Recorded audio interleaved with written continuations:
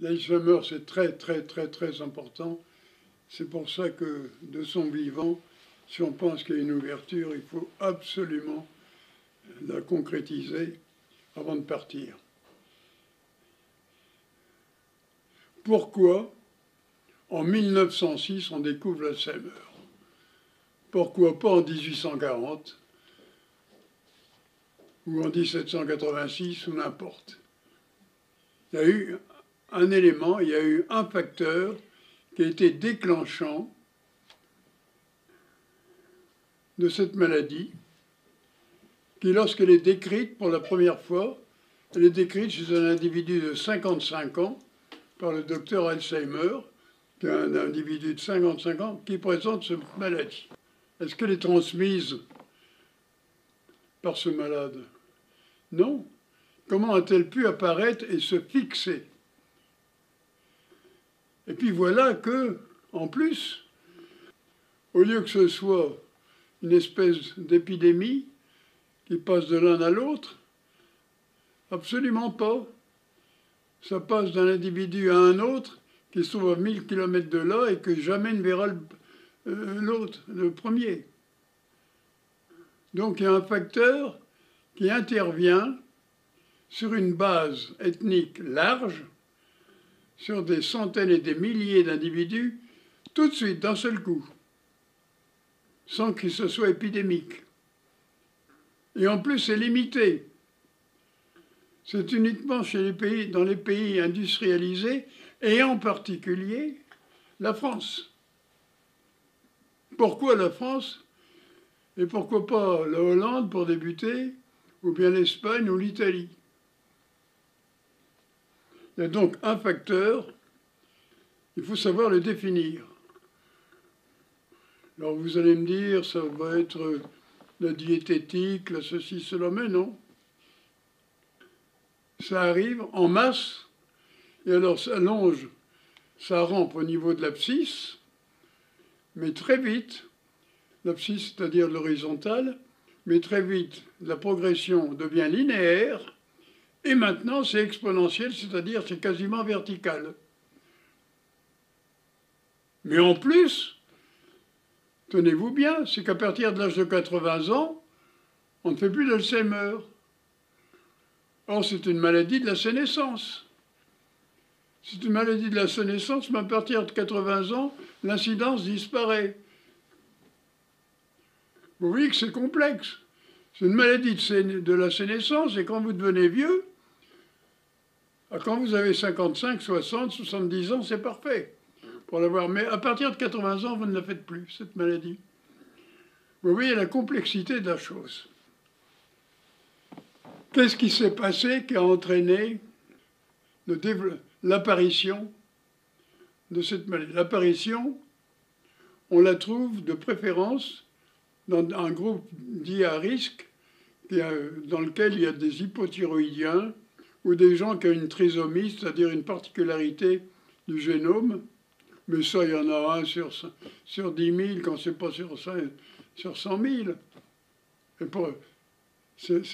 Ça n'est pas un groupe humain qui est pris d'un seul coup et en même temps. Et pourtant, ce facteur existe, il a bien fallu.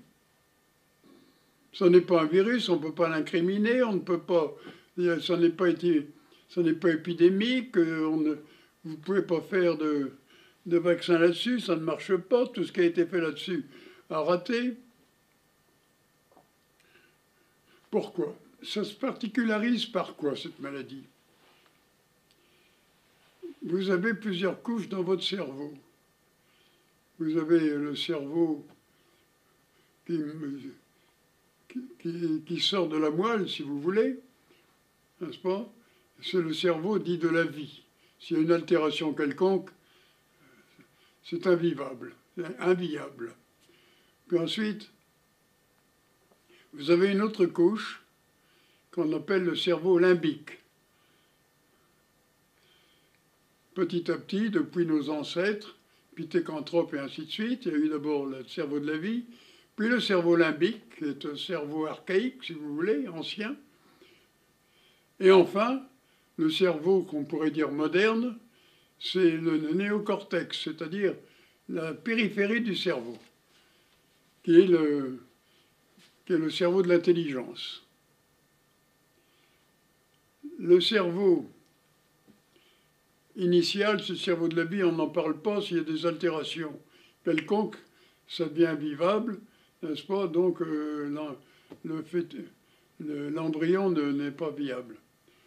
Par contre, le cerveau limbique, lui, le cerveau limbique, c'est le cerveau archaïque sur lequel s'insèrent plusieurs fonctions. D'abord, la fonction, pourrait-on dire, comportementale, avec des affections, comportementales, et aussi, tenez-vous bien, une fonction qui est une fonction qu'on pourrait appeler la religiosité, qui évolue bien sûr au fil des temps, surtout quand elle devient. Et puis ensuite, il y a le néocortex, c'est le cerveau de l'intelligence, de la science, et ainsi de suite. Si vous voulez être équilibré, il faut que ces cerveaux aient une maturité normale. Or, ces cerveaux, les cellules cérébrales de chacune des couches n'est pas acquise au moment de la naissance. C'est d'ailleurs un dogme, le dogme dont nous parlions tout à l'heure, de Ramon et Cajal, comme quoi les cellules ne se divisaient pas après la naissance. Nous l'avons modifié.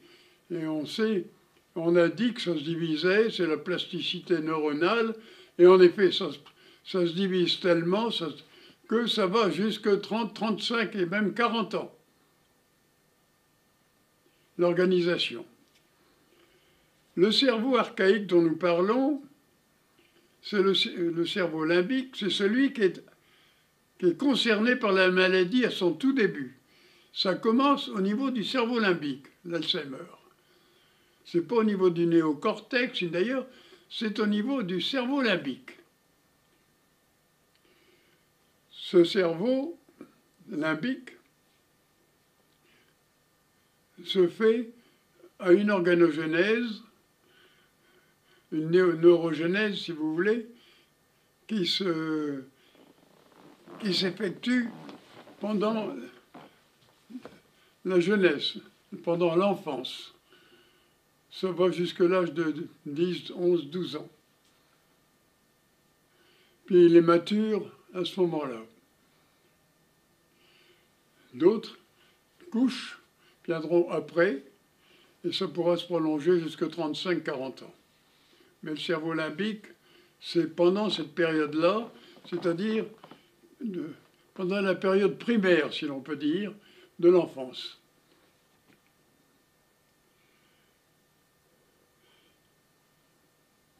Ce cerveau se divise, les cellules ne se divisent pas et ne se prêtent pas à la réalité environnementale que si elles sont stimulées. Il faut qu'elles soient stimulées par des stimulations qui viennent de l'extérieur ou leur propre développement, n'est-ce pas? Il faut, comme toute fonction, qu'on en avait parlé pour l'allergie par exemple, cette fonction-là doit être stimulée au moment de sa formation, son organogenèse, pendant l'enfance. Comme vous, on a dû vous apprendre plein de choses pendant votre enfance, ne serait-ce que le marcher, et ainsi de suite, on vous a stimulé, bon, pour d'autres fonctions. La fonction essentielle, c'est tout de même la fonction de religiosité. Mais la fonction de religiosité, ça ne veut pas dire que cette fonction a une maturité moderne. Au début, c'est du ritualisme. Si vous voulez, comme la fonction sexuelle, quand un pan fait la roue, n'est-ce pas, il ne sait pas pourquoi il fait la roue, il n'en a pas conscience. Il prépare sa copulation avec une ponne, avec une femelle. Pour la pinoche, c'est la même chose. Donc, ce sont des rites. Un rite prénuptial, ou un certain rite, ou un rite d'agressivité, ou ainsi de suite.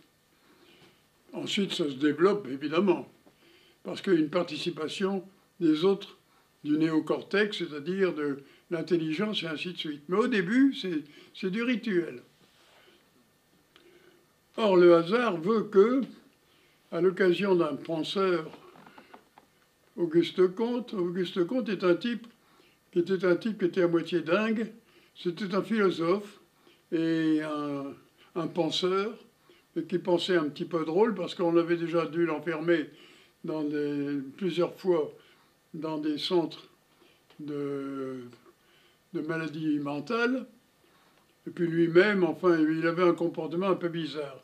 À un certain moment, il a dit que il y avait deux stades dans l'évolution des individus. Il y avait le stade religieux, métaphysique, ou religieux, si vous voulez, qui avait une notion une fonction d'une réalité qui n'est pas ressentie par les autres fonctions, visuelles ou ainsi de suite. Et puis il y avait la fonction noble du néocortex, c'est-à-dire l'intelligence, la logique, voilà. Et il a dit que cette nouvelle fonction éliminait tout ce qui avait précédé. Autrement dit, dans la progression de l'humanité, il y a eu cette fonction rituelle et ainsi de suite, on dirait religieux, métaphysique, et à un certain moment, ça a été remplacé par l'autre qui est devenu obsolète, qui ne sert à rien, qui est une gêne. C'est l'intelligence, la science, si vous voulez, qui domine tout. Et il faut qu'elle récuse tout cela. Eh bien, ça a pris. C'est ce qu'on a appelé le positivisme. Il faut qu'on puisse l'expérimenter. Si ce n'est pas expérimentable, si on ne peut pas l'expérimenter, eh bien c'est que ça n'a pas de valeur. Il faut être positif. Et ça a pris. Et le positivisme d'Auguste Comte a inondé tout ce qui est l'intelligentsia, c'est-à-dire le milieu scientifique, philosophique et ainsi de suite. En particulier d'un dénommé Ferry. Et Ferry est devenu ministre de l'Éducation nationale et il a bazardé tout ce qui était religieux jusque-là. C'est-à-dire, avant lui, l'instruction, l'éducation, en dehors de l'éducation familiale, mais l'instruction incluait dans son programme des notions religieuses, quelles qu'elles soient. Ça pouvait être islamique, ça pouvait être bouddhique, et ainsi de suite, si vous voulez, ou chrétienne, ou... Bon. Et, bon, c'était éduqué, suivant les pays, mais l'éducation en était faite. Et lui, il a dit, on va bazarder tout ça. Il y aura la science, et puis tous ces vieux ragots religieux d'une théorisation, on fiche ça à la poubelle. Et pour ce faire, il a flanqué dehors du pays 16 000. D'abord, il a commencé par dire qu'il fallait une école pour créer des institutrices, si vous voulez, n'est-ce pas, obligatoire, d'État. Ensuite, il a éliminé toute instruction religieuse, quelle qu'elle soit, n'est-ce pas, dans l'éducation de l'enfant. Au niveau primaire, c'est-à-dire au niveau secondaire, on pouvait y revenir. Mais au primaire, c'est-à-dire de 5 ans à 12 ans, si vous voulez, c'était éliminé dans l'éducation primaire, l'école primaire. Or, c'est la période où l'organogénèse limbique se fait. Donc, comme les parents, ils travaillent au champ, ou sont analphabètes, où les femmes sont veuves, ou ainsi de suite, sont incapables de faire cette éducation, ils peuvent le faire, ne serait-ce que par l'exemple dans la famille. Mais enfin, ils ne sont pas là pour les éduquer, parce qu'ils, pas plus que les gens qui sont analphabètes peuvent apprendre à lire ou à écrire leurs enfants. Donc cette éducation se faisait avec ce ritualisme qui existait et qui est inclus dans le cerveau limbique et qui constitue donc un facteur dit dominant, génétiquement inclus, c'est-à-dire qu'on ne peut pas récuser. On a beau faire ce qu'on veut, et c'est tellement bien protégé, on ne peut pas l'éliminer. Un dénommé Ferry discute ça, puis alors il bazarde tout ça de l'enseignement, il fout 16 000 indicatrices hors du pays, il interdit ce qui était acquis dans l'instruction primaire, c'est-à-dire à l'école primaire, pas au secondaire, au primaire, qui est juste la période où se fait la maturation ou la maturité, si vous voulez, du système limbique, qui est le premier qui est pris par la maladie. Donc, il devient hypoplasique, puisqu'on ne l'a pas. C'est comme si, quand vous êtes né, on vous empêchait de marcher. Ben, il est certain que vous auriez une atrophie de vos muscles. Si vous prenez une souris qui vient de naître, vous lui mettez un bandeau sur les yeux, n'est-ce pas, vous pouvez lui enlever le bandeau quelques jours plus tard, elle sera malvoyante toute sa vie, parce qu'elle n'a pas été stimulée. Eh bien là, il n'y a pas de stimulation du tout.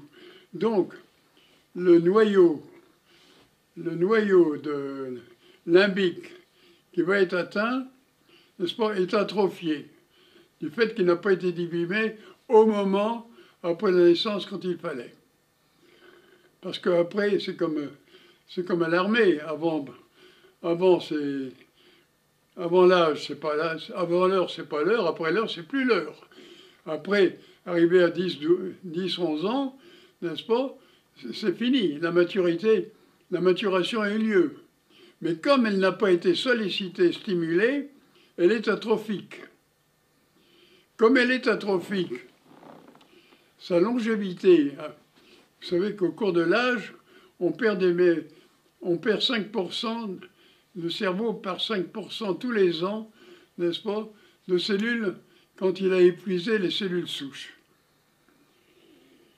Comme il en a peu, le cerveau limbique, dans ces conditions-là, eh bien, son atrophie sénile, il devient sénile, il l'a plus vite que d'autres. Au lieu que ça commence à mon âge, ou à 70 ans, ou 75 ans, ça commence à 50, 55 ans, et ainsi de suite. Donc, ce qu'on appelle l'appauvrissement sénile des parenchymes, c'est un mot compliqué, l'appauvrissement en cellules des parenchymes, c'est-à-dire des tissus, n'est-ce pas? L'appauvrissement commence plus vite puisqu'il a moins de cellules. Et comme il a moins de cellules, la sénescence du cerveau limbique est plus rapide et prématurée par rapport à la normale. Comme elle est plus prématurée, son expression clinique se fait au bout d'un certain temps. Depuis la naissance, il y a au moins, depuis l'enfance, une cinquantaine d'années qui se passent. Donc, arrivé à 50, 60, 65 ans, l'individu dont le système limbique a perdu sa masse cellulaire, n'est-ce pas, par rapport à son voisin, qui lui a une autre éducation, il était protestant, il était musulman, il était bouddhiste ou n'importe quoi, n'est-ce pas, lui ne va pas faire d'Alzheimer. Tandis que lui, qui était frustré au moment de l'organogénèse de cette partie-là, ben, le système limbique, c'est lui qui est atteint. Voilà. Et la solution, il n'y en a pas 36. La solution, c'est qu'il faut éviter, quand les pays islamiques, bouddhistes ou n'importe quoi, où cette activité limbique, n'est-ce pas, son expression, qui peut être purement encore, vous savez, c'est comme la bonne femme qui dit, la bonne femme qui voit son curé dans l'église, et le curé lui dit, alors, vous croyez en Dieu? Elle dit, oh non, non, je ne crois pas en Dieu, moi. Mais, oh non, je crois en Sainte Rita. Parce qu'elle veut retrouver ses clés. Alors elle va retrouver Sainte Rita, vous comprenez? Mais elle comprend Dieu pourtant. Vous voyez? Non mais vous voyez, je vous le dis schématiquement, parce que il faut aussi le simplifier à l'extrême, mais enfin vous voyez ce que je veux dire. Et ça débute par le système limbique. Mais comme toutes les fonctions neuronales sont corrélées, après le système limbique, ça s'étend à des noyaux qui se trouvent, qui concernent la mémoire et ainsi de suite. Et ça finit petit à petit par s'étendre jusqu'au néocortex. Le néocortex qui a non seulement la mémoire, mais la raison. Et le néocortex finit par être attaqué. Et c'est la démence. Et à ce moment-là, ce n'est plus uniquement une perte de mémoire ou ceci, ou comme il y a d'autres à la fonction de religiosité, il ne faut pas oublier que dans le système limbique aussi, il y a la fonction des contacts humains qui existent aussi et qui pâtit aussi. Alors ça débute aussi par des périodes de dépression et ainsi de suite, d'un peu d'autisme, si vous voulez, qui est concerné par le système limbique. Puis quand ça arrive au cerveau, alors là, de la connaissance, du raisonnement, ben, il n'y a plus de connaissance, où elle disparaît, et à ce moment-là, on fait une démence. Par contre, si vous arrivez à gagner du temps, et à gagner quelques années, si vous gagnez 2 ou 3 ans, et que vous arrivez près de 80 ans, vous ne ferez plus d'Alzheimer. Parce que c'est comme un cycliste qui fait roue libre.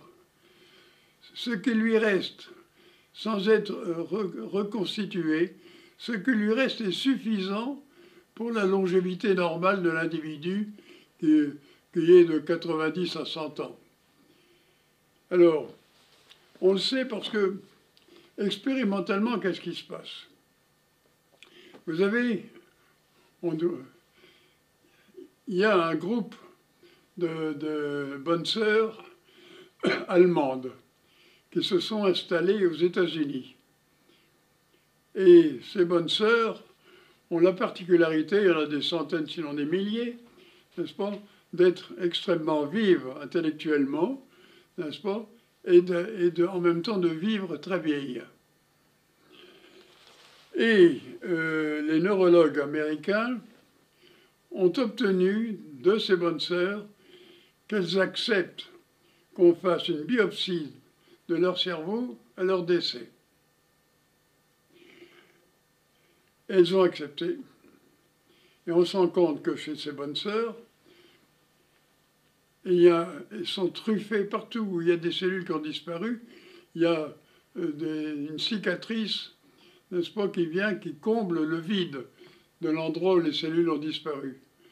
Et quand cette cicatrice ne se fait pas chez l'enfant, mais chez l'adulte.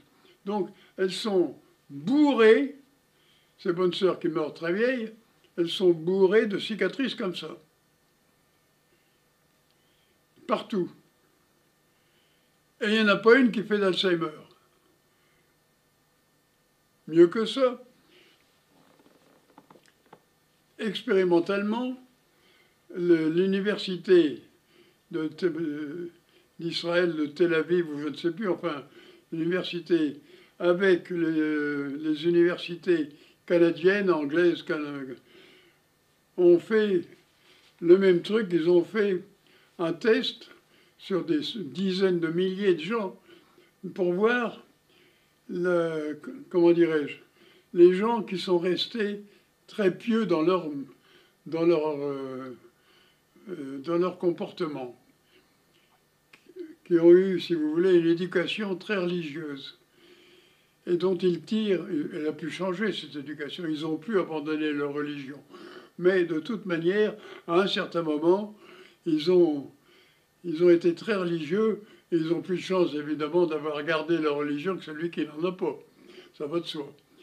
Donc, ils sont vus, et ils ont pris les gens comme ça, et ils ont, parmi ceux qui sont les plus priants, on ne peut pas plus priants que les bonnes sœurs, mais là, ils l'ont pris sur une population tout à fait normale, Ils n'ont pas cherché la bonne sœur ou ceci, cela, non. Simplement, les gens qui priaient beaucoup. Alors là, le taux d'Alzheimer s'effondre par rapport aux autres. Donc, ils font même des articles que je peux vous le montrer là-haut, disant que la prière ils considèrent que la prière devrait entrer dans la thérapeutique. Ce qui est faux. Le fait qu'ils prient encore beaucoup, et qu'ils vont à Lourdes, ou bien, je ne sais pas, et ainsi de suite, c'est pas ça ce qui a compté. Ce qui a compté, c'est ce qu'on leur a donné au moment de leur enfance, entre 6, 7 ans et 12 ans, à l'école primaire. Ce n'est pas le fait qu'ils, maintenant, admettons qu'ils ne croient ni à Dieu ni à diable. Ils se convertissent à un certain moment et ils deviennent au contraire extrêmement religieux. C'est pas ça qui les garantit. Parce qu'ils ont une hypoplasie, une atrophie qui est restée. Donc ils ont plus de difficultés que d'autres. Vous voyez? Alors, l'article n'est pas vieux, mais je ne l'ai pas mis moi, dans les trucs, je n'ai pas voulu le mettre parce que, si vous voulez, la religion, il ne faut pas considérer que c'est parce qu'on est juif, qu'on est musulman, qu'on est chrétien, qu'on est ainsi de suite. Autant du Cro-Magnon ou du Pithecanthrope ou du Néandertal, il n'y avait pas de chrétiens, si vous voulez. Mais ils avaient une activité religieuse qui se voit d'ailleurs dans les cavernes. N'est-ce pas? On voit des mains, ceci, cela, enfin bref. Alors actuellement, on fait un additif aux éléments du congrès d'Avignon qui portera sur la cancérisation et pour l'Alzheimer, parce que c'est notre devoir de le faire. Parce que le reste, bon, passons, mais ceux-là, l'Alzheimer, si on met pour l'Alzheimer le temps qu'on a mis pour l'allergie, n'est-ce pas, l'asthme-allergie, il va falloir quasiment un siècle. Mais où sera-t-on dans un siècle avec l'Alzheimer? Alors que les gens prennent ce qu'ils veulent après. Ils prennent ou ils ne prennent pas, mais on a fait son devoir. Quand on a fait ce qu'on doit, quand on a fait ce qu'on peut. Donc on fait ce qu'on peut maintenant. Puis ensuite, et c'est ce qu'on doit. On peut pas faire plus, on peut toujours faire mieux, mais on essaie de faire maximum. Puis après, les gens prennent sur eux. Alors s'ils veulent courir le risque, parce que ils sont de gauche ou de droite, qu'ils sont du haut, du bas, parce que ceci, cela, ça les concerne. Ils choisiront ce qu'ils voudront. Mais au moins, on leur a donné. Et vous pouvez reprendre ce même système, pas pour la pathologie, mais par exemple pour la myopathie de Duchenne. C'est du même ordre. S'ils ne veulent pas faire le petit examen, n'est-ce pas, à la naissance pour savoir si le gosse qui est un garçon, parce que généralement c'est un garçon, va ou ne va pas faire une myopathie, ça les regarde. Mais au moins il sait que ça existe. Et justement, enfin je rebondis puisqu'on est sur Alzheimer, autant pas changer de sujet et rester là-dessus. Là, on a parlé plus de la cause de l'Alzheimer, que je comprends puisque vous venez de l'expliquer. Après, on n'a pas du tout détaillé, alors je ne sais pas si c'est ce qu'il faut faire. C'est de solutions ou de début de solution. Ça va de soi.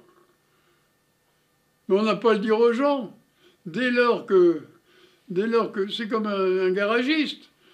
À partir du moment où il a dit que c'est le moteur à 4 temps, il y en a un temps qui ne marche pas. Quand on connaît le mécanisme et la déficience, on la corrige ou pas. Si vous voulez, la sanction thérapeutique, préventive ou curative, va de soi. Ce qui est important, c'est qu'on comprenne le mécanisme. Puis après, on sait ce qu'il faut faire. Alors, il ne faut pas essayer de chercher à guérir les types de l'Alzheimer, c'est incurable. On aura beau faire des petits bazars diététiques, d'amener des flavones, des vitamines, ceci, cela, d'éviter d'avoir de l'athéromatose, c'est-à-dire ce sont des petites choses qui vont peut-être modifier petit à petit modifier la symptomatologie, mais ça ne va pas guérir l'Alzheimer. Maintenant, allez dire maintenant au ministre de l'Éducation nationale, puisqu'il y a un ministre de l'Éducation, avant c'était un ministre de l'Instruction, maintenant c'est d'éducation, donc c'est son rôle d'éduquer,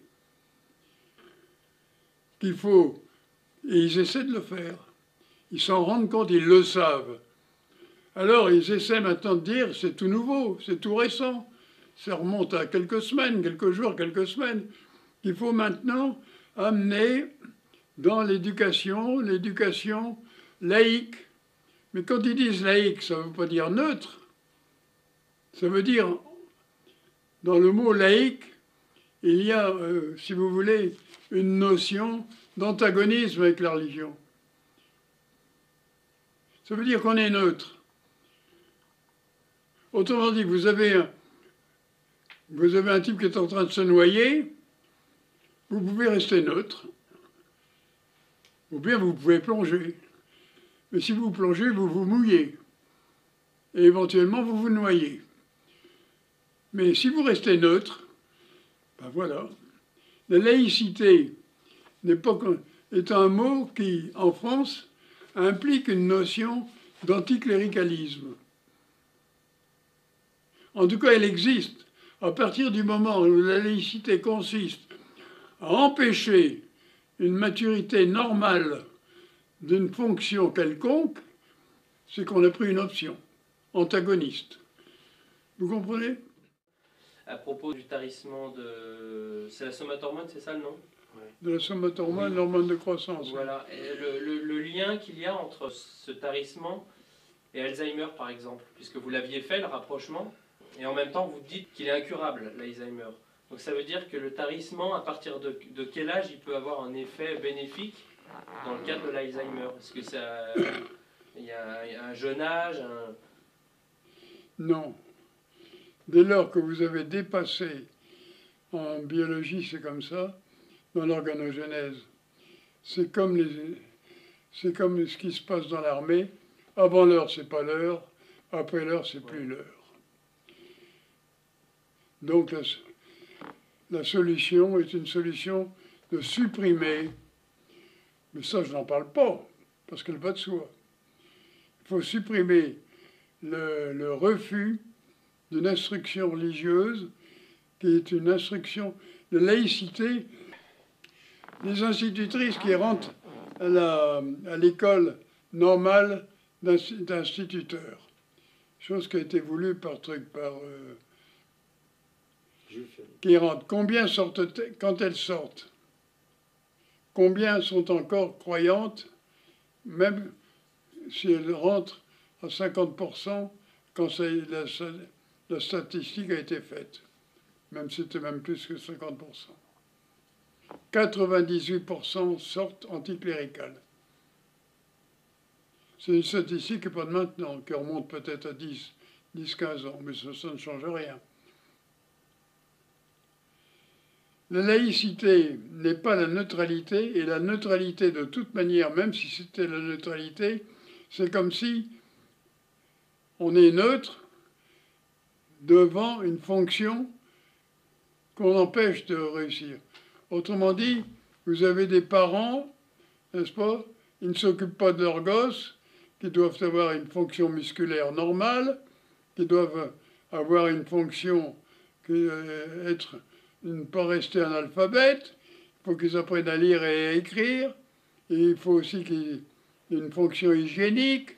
Eh bien non, on les laisserait se dépatouiller comme ça. Vous voyez? Et puis dire, bah oui, mais on est neutre, puisqu'il fera ce qu'il voudra quand il aura 18 ans. Quand il aura 18 ans, vous lui apprendrez à marcher. S'il faut parler français ou n'importe quoi pour se faire comprendre, vous ne lui parlez jamais. Vous lui dites, quand il aura 18 ans, il choisira s'il veut choisir l'anglais ou le français pour parler. Ah, vous êtes neutre. Quand il sera adulte, eh bien, il fera ce qu'il voudra. Donc, on ne va pas lui parler, on va rester dans le mutisme total. Il est né, il était sourd, donc on ne va pas s'en occuper. Il est sourd, ben, tant pis. on ne va pas lui apprendre le truc, ainsi de suite. Et alors là, on est neutre.